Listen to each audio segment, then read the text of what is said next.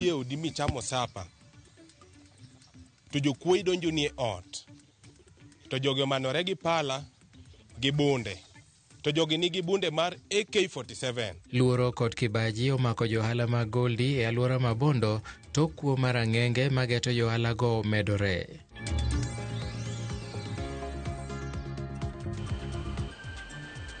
Arwaki ni machiegni nyinga Milton Ochieng Awuor. Gikone to jokedo ne ratich oganda Bob Njagi kod nyawadgi Nicholas Oyo manoteki e piny Uganda jumbe bura mokalo we thuolo. Maerien bang' ji ariyogo ochwale tesendo bila mabusia kar saa 8 mar otieno ma piny Orugodo kawuono kanokowgi kod jambetre ma Uganda Joash Maangi kendo nochiwgi ayanga ne sirikal mar Kenya. Ji ariyogo timnegi nonro mar thieth e osiptal maduong' mar Rufaa ma Busia moyangi nigi ngima kaka kamano ne chal ka gima gin gi dang'ni mar paro.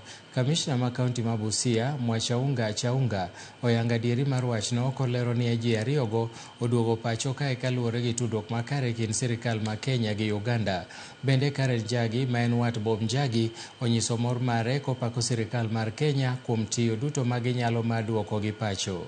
Maangi pamoja na security team ya kule na wafanyakazi wa serikali ya Kenya ambao kule ambao wameambatana na huyo bwana ambassador. Hawa ndugu zetu wawili tumeweza kuwapokea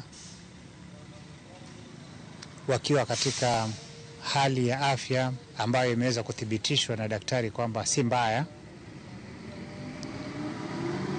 Tuliweza kuwapeleka hospitali baada ya kufanya clearance pale kwa immigration department, wakahudumiwa hospitali.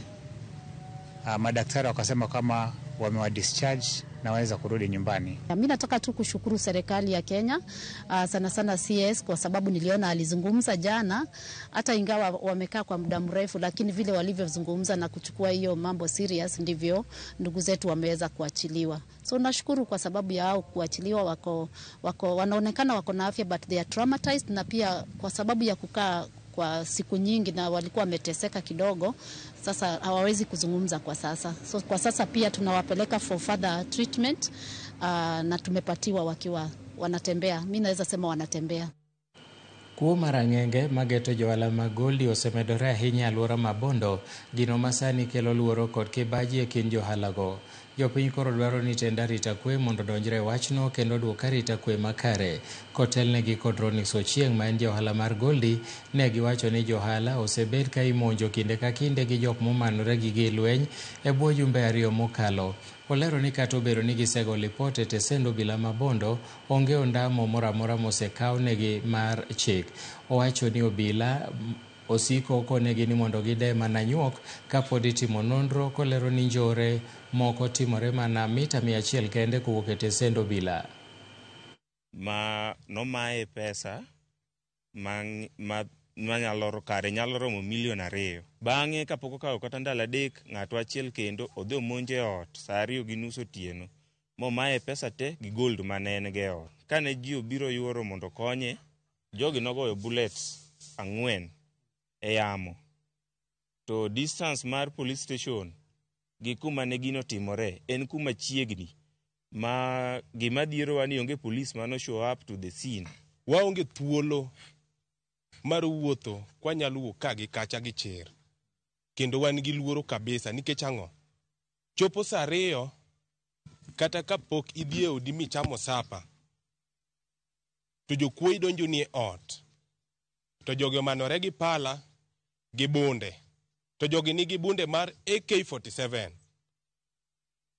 To kaka ung'eyo ni AK47 ok en bunda ma oyiene raia bedogo.